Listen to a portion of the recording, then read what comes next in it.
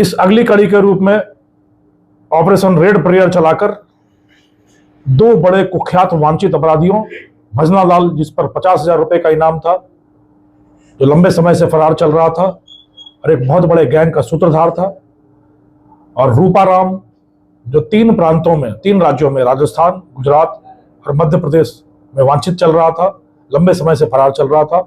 दोनों को तस्करी के दौरान नाथद्वारा के कमल होटल के कमरा संख्या 102 से दबोचने में सैक्नोर टीम को सफलता मिली है। पकड़े जाने की कहानी अगर बताई जाए तो बड़ी ही दिलचस्प है।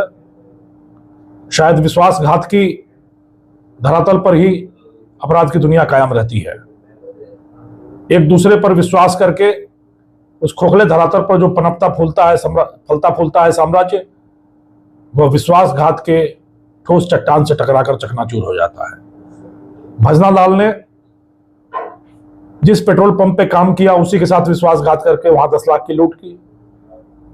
जिस गुरु से नशे के कारोबार का कगारा सीखा उससे विश्वासघात करके स्वतंत्र गैंग बनाया और प्रतिस्पर्धा की, और अंत में उसी के सबसे विश्वासी सिपहसालार ने स्वतंत्र अस्तित्व बनाने के संघर्ष में उसके साथ बड़ा विश्वासघात किया और उसको उसकी मंजिल जेल की सलाखों के पीछे पहुंचा दिया। जिस तरीके से यह गैंग काम करता था बड़ा ही रोमांचक था। चित्तौड़गढ़ की भदेसर की एक ऊंची पहाड़ी पर इन्होंने अपना केंद्रीय नियंत्रण कक्ष बना रखा था। वहां रखे एक छोटे से फोन में कि ड्राफ्ट में मैसेज छोड़े जाते थे और उस बहाने आपस में संदेश प्रसारित होता था। उसी तरीके से काले बाजार से वाहन 2 सेकेंड हैंड खरीदे जाते थे।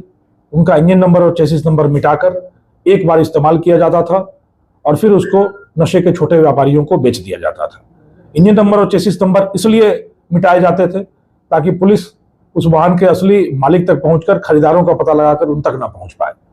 तो यह बहुत ही दिलचस्प तरीका था। और यदि आप देखें पटकथा तो बड़ी ही शानदार पटकथा थी। एक जगह पर एक रात के बाद दोबारा नहीं रुकना, एक गाड़ी से एक बार के बाद दूसरी बार तस्करी नहीं करना, एक फोन एक दिन के बाद दूसरे दिन यूज नहीं करना, और एक मार्ग से तस्करी करने के बाद उस मार्ग को दोबारा यूज नहीं करना।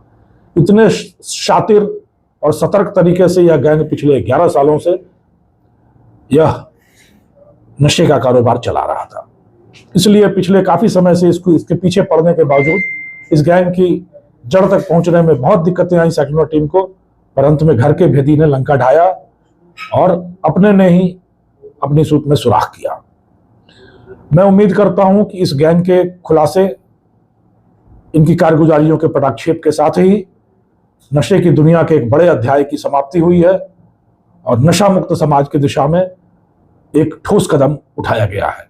मारवाड़ के, मेवाड़ के युवाओं से, जन सामान्य से मेरा यही आह्वान है, इस नशे के आगोश से बाहर निकलना है, निर्मल शांति, समृद्धि, सफलता और सुरक्षा के पायदान पर कदम रखना है और शिखर तक आरूढ़ होना है। धन्यवाद। जोधपुर रेंज के सैक्नोर सेल के धुआंधार धावों की धमाकेदार धमक में बड़े बड़े नशावीर, सौदागर, सरगना, सूत्रधार, स्वयंभू सरताज जमीन सूंघते नजर आ रहे हैं, निस्तनाबूत हो रहे हैं, और नशे की बड़ी विषबेल जो इन्होंने बो रखी है, जिसके बट वृक्ष बने हुए हैं,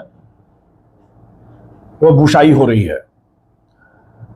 नशे के इस महाप्रकोप के खिलाफ जनसाधारण के साथ मिलकर जोधपुर पुलिस ने महामुहिम छेड़ रखी है, जिसके तहत जितने ये बड़े सिपहसालार हैं जो नशे की मादक द्रव्यों की आपूर्ति कर रहे हैं, उन पर गाज गिराई जा रही है, और दूसरी तरफ जो खपत है, जो मांग है, जो मनुहार के तहत अफीम और चूड़ा चूरा परोसने की कवायद थी, लंबे समय से चल रही परंपरा थी, उसको समाप्त करने के लिए जन जन में अलख जगाया जा रहा है और मांग कम करते हुए आपूर्तिकर्ताओं के खिलाफ धुआंधार कार्रवाई करते हुए नशे के महाप्रकोप से इस पूरे इलाके को पूरी तरह मुक्त कर प्रगति के पथ पर आरूढ़ करने का यह सिलसिला लगातार जारी है।